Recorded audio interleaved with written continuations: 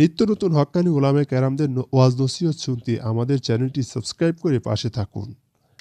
স্বামী অন্য মেয়েদের সাথে কথা বলে, কিছু বলতে গেলে গায়ে হাত তুলে করণীয় কি?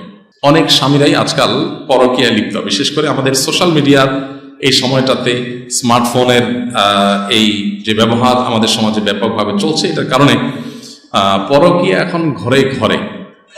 বেশিরভাগ পরিবারগুলো এগুলোর জন্য সাফার করছেন এবং এগুলোর জন্য তারা দাম্পত্য কলহের মধ্যে তারা জড়িয়ে যাচ্ছেন, সংসারগুলো ভেঙে যাচ্ছে।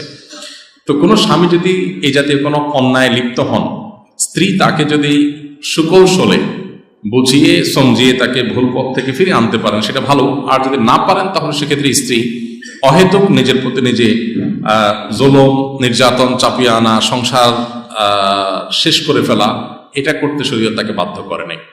যদি স্বামীর নেচার পরিবর্তন না হয় এবং খারাপ মানুষ তার পরিবর্তন হওয়ার সম্ভাবনা না থাকে, তাহলে আপনার সুযোগ থাকলে আপনি বিকল্প চিন্তা করবেন ডিভোর্স নেওয়ার বা অন্যত্র সংসার করার। যদি সেটার সুযোগ না থাকে, সেটা আপনার জন্য চ্যালেঞ্জিং হয়, তো মনে রাখবেন স্বামীর কোনো অন্যায়ের দায় স্ত্রীর উপর বর্তাবে না। স্ত্রী যতক্ষণ পর্যন্ত সেটার প্রতি কোনো সমর্থন রাখবেন না।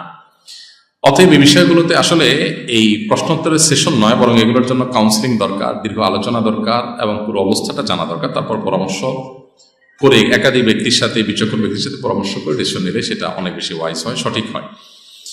মসজিদের আজানের আগে মহিলারা কি বাসায় নামাজ পড়তে পারবে কিনা, এর উত্তর আমরা বারবার দিয়েছি। মসজিদে আজানের আগেও বাসায় মা বোনরা নামাজ পড়তে পারেন। ওয়াক্ত হয়ে গেছে, নামাজ পড়ে ফেলবেন। মসজিদে আজান হলো কি হলো না এটা দেখার বিষয় না। এমনকি জুমার দিন জুমার আজান মসজিদে দেরিতে হলো বা জুমার নামাজ মসজিদে দেরিতে হলো, তো এটাতে মা বোনদের নামাজের কোনো প্রতিবন্ধকতা সৃষ্টি করবে না। ওয়াক্ত হয়ে গেছে, তারা বাসায় জোহরের নামাজ পড়ে নিতে পারবেন।